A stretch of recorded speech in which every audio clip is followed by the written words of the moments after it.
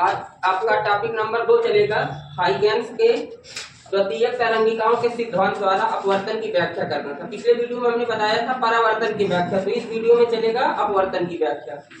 तो इसमें देखिए अपवर्तन की व्याख्या में क्या होता है, इसमें एक पृष्ठ होगा जेड जेड डैश, एक पृष्ठ होगा जेड जेड डैश। ये पृष्ठ आपको एक माध्यम से दूसरे माध्यम में अलग करता है। जैसे ये आपका ये क्या हो गया, इस अंगुली को मान लिया जाए, ये आपका तल हो गया, इधर ऊपर का माध्यम दूसरा हो गया, नीचे का माध्यम दूसरा हो गया। तो इस पृष्ठ के ऊपर की ओर माध्यम 1 और इस पृष्ठ के नीचे की ओर माध्यम 2। अगर इस केस की बात करें तो ये वाला आपका क्या हो जाता है, ये वाला हो जाता है विरल और ये वाला माध्यम क्या हो जाता है, सघन। ठीक है ना, ये ऊपर वाला माध्यम क्या हो जाएगा, विरल, नीचे वाला माध्यम सघन। क्योंकि जो ये किरणें हो रही हैं झुक रही ना विलंब की ओर, इसलिए इस केस में ये क्या हो जाएगा, ये नीचे वाला माध्यम हो जाएगा सघन। अब इस पृष्ठ जेड जेड डैश पर एक तिरछा तरंगाग्र AB इस पृष्ठ पर आपतित होती है। तो ध्यान देना है, ये तरंगाग्र इस पृष्ठ पर तिरछा आपतित होती है। समतल तरंगाग्र AB पृष्ठ पर तिरछा आपतित होती है। तो ये तरंगाग्र इस पृष्ठ पर पहले आ जाएगी। और चलो तो इसको पहले हम खींच लेते हैं। ये तिरछा हमने आपतित किया, ये तरंगाग्र, ये वाली पूरी किरण इस तरीके से यहाँ पर आ गई। अब ये वाली जो किरण होगी ये A बिंदु पर पहले आ जाएगी और जब ये A पर आएगी तो यहाँ पर से लंब डाल देते हैं, तो ये AB स्थिति क्या हो जाएगी, तरंगाग्र को शो करेगा। यानी तरंगाग्र क्या हो जाएगा, AB। ये आपका क्या खींच लिया गया, ये अभिलंब यहाँ पर खींच लिया गया है। उसके बाद ये किरण आगे बढ़ जाएगी, इस पर टकराएगी, ये आपका अभिलंब खींच लिया गया है। तो ध्यान देना है यहाँ पर से, यहाँ पर आपतन कोण क्या बनेगा, I। ठीक है ना, ध्यान देना, ये आपतन कोण क्या बनेगा यहाँ पर, I। और इधर का देखो, ये पूरा कोण कितने अंश का है, 90 अंश का। ध्यान देना, जितने पर ये मार्कर घूम रहा है, इतना कोण पूरे अंश कितने का है, 90 अंश का। क्योंकि ये लंबवत है ना, तरंगाग्र लंबवत है, तो ये कोण कितने अंश का, 90 अंश का। इतना I, तो केवल ये वाला कोण क्या हो जाएगा, ये वाला यहाँ से यहाँ तक का 90 माइनस I। क्योंकि यहाँ से यहाँ तक क्या हो जाएगा, I, यहाँ से यहाँ तक 90 है और I घटा लेंगे तो ये वाला कोण मिल जाएगा 90 माइनस I। अब फिर से देखना है, यहाँ पर से ये लंब है, ये क्या है, लंब है भाई, है ना, ये अभिलंब है पूरा। तो यहाँ से यहाँ तक क्या हो जाएगा, 90 अंश, और इतना दिया गया है 90 माइनस I। तो अगर हम ये वाला कोण I होगा तभी तो ये आपका 90 माइनस I होगा। तो इतना कितना हो जाएगा, ये 90 अंश। सेम इसी तरीके से देखिए, जब ये यहाँ पर से इस पृष्ठ से आगे बढ़ती है तो ये भी झुकती हुई आगे निकल जाती है। तो ये जब अपवर्तित किरण होती है, अपवर्तित किरण में अपवर्तन कोण क्या बनेगा, R। तो ये इतना कोण कितना होगा, अभिलंब और अपवर्तित किरण के बीच में कौन सा कोण बनता है, अभिलंब और अपवर्तित किरण में अपवर्तन कोण बन रहा है R। तो ये R हो गया। तो ये इतना कोण, ये वाला देखो, ये आपकी तरंगाग्र को शो कर रहा है, तो ये और ये 90 अंश का है, तो इतना कितना बचेगा, यहाँ से यहाँ तक 90 माइनस R। फिर ये लंब है, देखो लंब है, तो यहाँ से यहाँ तक 90 अंश और ये 90 माइनस R। तो ये वाली ये कितना कोण हो जाएगा, ये आपका R हो जाएगा भाई, ये R रहेगा, ये 90 माइनस R रहेगा, तभी तो यहाँ से यहाँ तक 90 निकलेगा। तो ध्यान ये देना है, ये वाला कोण कितना निकल आया, R, और ये वाला कोण कितना हो जाएगा, I। फिगर समझ में आ गया, फिगर एक बार समझ में आ गया तो अपवर्तन की व्याख्या बहुत ही आसानी से आप कर सकते हैं। थोड़ी सी भाषा लिखना है, तो भाषा यहाँ पे लिख दिया गया है। देखो, माना जेड जेड डैश एक अपवर्तक पृष्ठ है, जेड जेड डैश क्या है, एक अपवर्तक पृष्ठ है जो दो माध्यमों को अलग करता है। भाई ऊपर का माध्यम अलग है, नीचे का माध्यम अलग है, जो दो माध्यमों को अलग करता है। माना पहले माध्यम में प्रकाश की चाल V1, भाई माध्यम अलग अलग माध्यम है, तो पहले माध्यम में प्रकाश की चाल V1 मान लिया गया, दूसरे माध्यम में प्रकाश की चाल V2 मान लिया गया। क्योंकि जब माध्यम बदलता है तो प्रकाश की चाल बदल जाती है, अलग अलग माध्यमों में प्रकाश की चाल अलग अलग होती है। तो पहले माध्यम में प्रकाश की चाल क्या माना गया, V1, दूसरे माध्यम में प्रकाश की चाल क्या मान लिया गया, V2 है। अब एक समतल तरंगाग्र AB, देखो ये समतल तरंगाग्र AB इस पृष्ठ पर तिरछा आपतित होती है। ये तरंगाग्र AB इस पृष्ठ जेड जेड डैश पर तिरछा आपतित होती है। अब आगे देखो, मान लो t बराबर 0 सेकेंड में, t बराबर 0 सेकेंड में ये वाली तरंगाग्र की स्थिति A बिंदु पर है, उसी समय ये तरंगाग्र कहां पर है, B बिंदु पर है। ध्यान देना, जब t बराबर 0 समय पर, क्योंकि तरंगाग्र है ना, प्रत्येक बिंदु पृष्ठ क्या होते हैं, समान कला में होते हैं ना। तो जब ये t बराबर 0 सेकेंड पर A पर है तो B की ये वाली तरंगाग्र कहां पर है, B पर है। अब देखो, माना B से A डैश तक पहुंचने में, माना तरंगाग्र B को A डैश तक पहुंचने में t समय लगा, लिखेंगे यदि तरंगाग्र बी को ए डैश तक पहुंचने में टी समय लगा, तो बी ए डैश कितना हो जाएगा? देखो बी ए डैश, भाई यहां से यहां तक की दूरी निकालनी है, यहां से यहां तक समय कितना लगा? टी लगा, और चाल कितना पहले माध्यम में माना गया था? v1। क्या माना गया था? v1। तो हमको दूरी क्या निकलेगी? दूरी बराबर चाल गुणे समय, है ना। तो बी ए डैश क्या है? दूरी, अब विस्थापन कह सकते हैं। बी ए डैश क्या है? आपका दूरी है। तो चाल कितना है? v1। चाल कितना है? v1। समय कितना है? t। तो बी ए डैश मिल जाएगा। बी ए डैश क्या हो जाएगा? v1t। अब देखो जब ये यहाँ से v1t समय में निकला, भाई ये दूरी कितनी है? ये दूरी हम निकाल आएंगे। जब यहाँ ये बी किरण यहाँ पर आ गई, तो ये अपवर्तित होने के बाद ये भी तो कुछ आगे बढ़ेगी। तो मान लो यहाँ से यहाँ तक, जब ये किरण यहाँ से यहाँ पर आ गई, v1t दूरी तय कर ली, तो ये अपवर्तित होने के बाद उतने ही समय में बी डैश पर पहुंच जाएगी। तो एक किरण कहां पर पहुंच जाएगी? बी डैश पर। और यहां से यहां तक, भाई टी समय में यहां तक आई, तो ये टी समय में कहां तक पहुंच जाएगी? बी डैश पर पहुंच जाएगी। तो यहां पर लिखेंगे इसी प्रकार ए तरंगाग्र टी समय में कहां पहुंच जाएगी? बी डैश पर। बी डैश पर पहुंच जाएगी।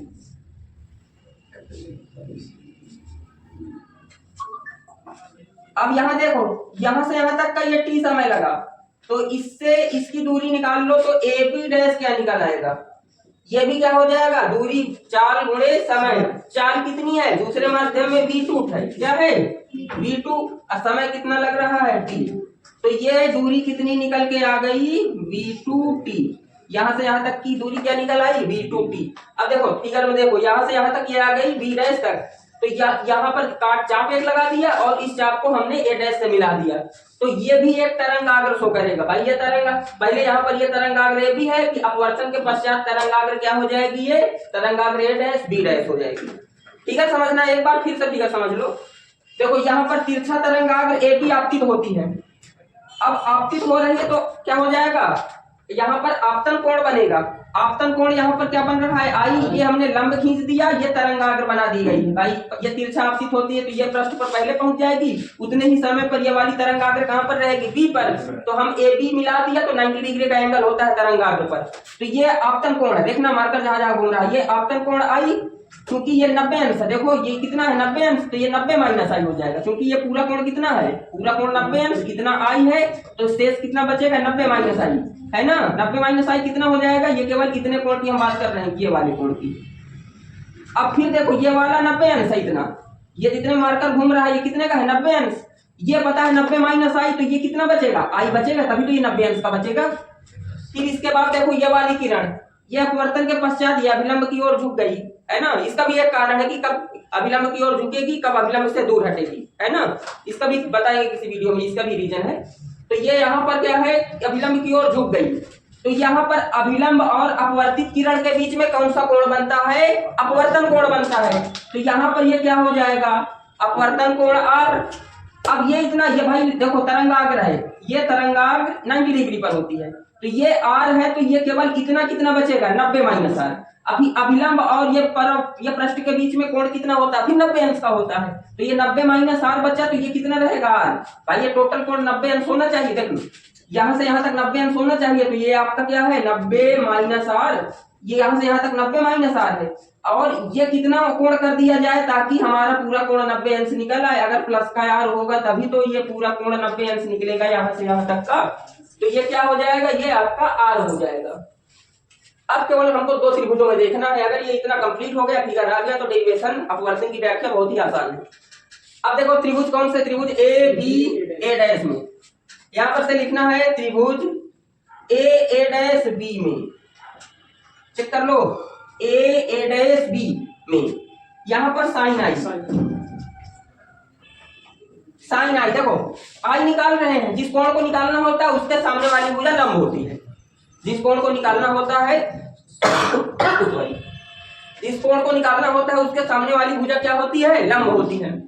तो आई निकालना है तो ये सामने वाली भुजा लंब, तो ये भुजा क्या हो जाएगी? लंब। और जहां पर 90 अंश का कोण होता है उसके सामने वाली भुजा कर्ण होती है, तो ये 90 अंश का है तो इसके सामने वाली भुजा कर्ण हो गई। तो अब हम साइन आई की बात करेंगे तो साइन आई में क्या हो जाएगा? बी ए डैश बटे ए डैश, क्या हो जाएगा? बी ए डैश बटे ए डैश। क्लियर है ना? इक्वेशन हम चलो मान रख लेते हैं। अच्छा बी ए डैश कितना है? चेक करो, बी ए डैश है V1T, कितना है? V1T। और ए डैश को ए डैश हम लोग रख लेते हैं, इक्वेशन नंबर ये 1 बन गई। तो बात आई ना? फिर उसके बाद नीचे एक त्रिभुज बन रहा है ए डैश बी डैश में, क्या लिखेंगे? ए डैश बी डैश में। अब यहाँ पर आर बन रहा है तो साइन आर, क्या लिखा जाएगा? Sign are. अब आर कोण निकाल रहे हैं तो जिसको निकालना है उसके सामने वाली भुजा लंब, जिस कोण को निकालना है उसके सामने वाली भुजा लंब, तो ए बी डैश क्या निकल के आएगा? ए बी डैश बटे ए डैश, है ना भाई? ये कोण के सामने वाली भुजा क्या हो जाएगी? कर्ण हो जाएगी। अब ए बी डैश कितना है? B2T, अब बटे क्या रहेगा? ए डैश। ये समीकरण नंबर 2। समीकरण 1 में समीकरण 2 का भाग देने पर, यहाँ पर लिखेंगे समीकरण 1 में 2 का भाग देने पर, तो भाग देखो दे रहे हैं तो ये हो जाएगा साइन आई बटे साइन आर। एक ये है, 2 आपका ये यहाँ पर है तो साइन आई में साइन आर, उधर क्या हो जाएगा? V1T बटे ए डैश और V2T बटे क्या रहेगा? ए डैश। ए डैश से ए डैश मर गया तो क्या बना आपका? और T से T भी मर गया तो क्या बना? V1 बटे V2, यानी साइन आई और साइन आर का मान क्या बन गया? V1 बटे V2। अब V1 क्या है? पहले माध्यम में प्रकाश की चाल बटे दूसरे माध्यम में प्रकाश की चाल V2 है। और जब पहले माध्यम में प्रकाश की चाल क्या होती है भाई? माध्यम कोई भी हो, प्रकाश की चाल तो नियत ही रहेगी, है ना? और इसमें भी ये भी प्रकाश की चाल है तो ये भी नियत है, ये भी नियत है, दोनों नियत है तो क्या बन जाएगा यार? नियतांक। भाई प्रकाश की चाल तो नियत ही होती है, माध्यम चाहे जो भी हो। और नियत में नियत का भाग देंगे तो क्या रहेगा? नियत ही तो रहेगा। अगर नियतांक में नियतांक का भाग देंगे तो क्या बनेगा? नियतांक ही आएगा। तो यहाँ पर सभी हम लिख सकते हैं V1 बटे V2 क्या बन जाएगा? एक नियतांक बन जाएगा।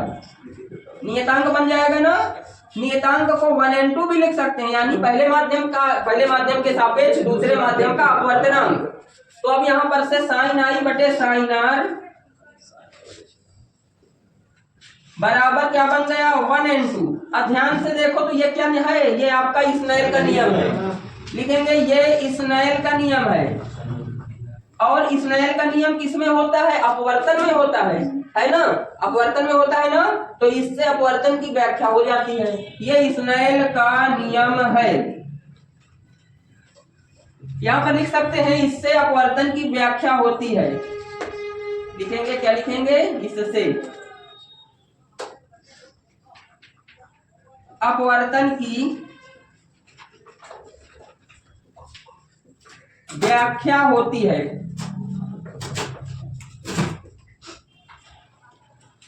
That's it.